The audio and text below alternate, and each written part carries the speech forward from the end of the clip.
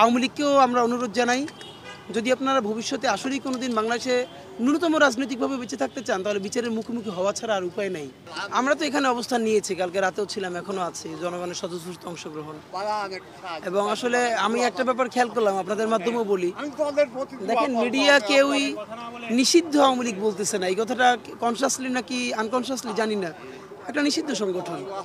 সুতরাং আপনি Hizb ut Tahrir যদি নিষিদ্ধ হয়, এরপরে জেএমবি যদি নিষিদ্ধ হয়, তাহলে তো অবশ্যই মিডিয়া বলে নিষিদ্ধ জঙ্গি সংগঠন, রাইট? তা আওয়ামী লীগ তো এখন একটা নিষিদ্ধ সংগঠন। মিডিয়ার সবার বলা উচিত যে নিষিদ্ধ সংগঠন আওয়ামী লীগের তাণ্ডব, আগুন, সন্ত্রাস। যাই হোক, আমরা এখানে আছি, তাদের কোনো ধরনের ষড়যন্ত্রই বিচারকে ব্যাহত করতে পারবে না। আমরা শহীদের রক্তের সাথে কমিটেড, আমরা তাদের সাথে বেইমানি করবো না ইনশাল্লাহ।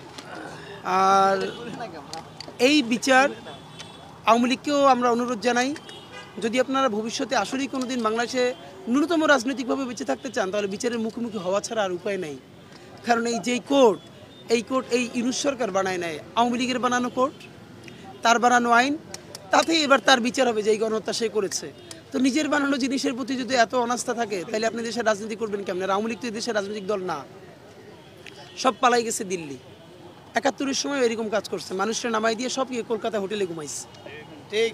আর এখনও বোনের নিয়ে হেলিকপ্টারে দিল্লি, ছেলে আমেরিকা, আর একজন লন্ডন। বাংলাদেশের মানুষের বলে ধর্মার ফাইরে ফেল, ছিঁড়ে ফেল। মানে আওয়ামী লীগ তো আসলে এটা মাফিয়া তন্ত্র। সুতরাং বাংলাদেশের মানুষ, এবং দেখেন এই যে রাজনৈতিক ভেদাভেদ ভুলে সবাই যেরকম প্রতিরোধ করছে, আওয়ামী লীগের কামব্যাক করার সুযোগ নেই। যদি কোনো দল পুনর্বাসন করে সুবিধা পাইতে চায়, তাহলে গণপ্রতিরোধের মুখে পড়বে। আপনি যেটি বলছিলেন যে নিষিদ্ধ আওয়ামী লীগের আজকের এই যে কর্মসূচি বা তাদের যে হুমকি ধামকি, সেই হুমকি ধামকি কেন্দ্র করে আমরা দেখছি গুটি কয়েক রাজনৈতিক সংগঠন থেকে আজকের এই অবস্থান কর্মসূচি করা হচ্ছে। আবার একটা বড় রাজনৈতিক দল যদি বলি, তারা কিন্তু আজকে কোনো কর্মসূচি দেয়নি। বড় রাজনৈতিক বিএনপিও তো কর্মসূচি করেছে, বিএনপি, যুবদল, অন্যান্য জায়গায় ছাত্রদল মিছিল করেছে, আমরা দেখেছি। এবং আমাদের সাথে এসে অনেকে যোগ দিয়েছে, আমরা দেখেছি ছাত্রদলের অনেকে, এবং তারা মিছিল করেছে। দেখেন, নতুন বাংলাদেশে যে যত জুলাইয়ের পক্ষে অবস্থান নিতে পারবে, জুলাই মানে জুলাই বিক্রির কথা বলতেছি না, ইনসাফের বাংলাদেশ যেই জন্য লড়াইটা হয়েছিল, সে তত রাজনৈতিক স্পেস বেশি পাবে মানুষের কাছে।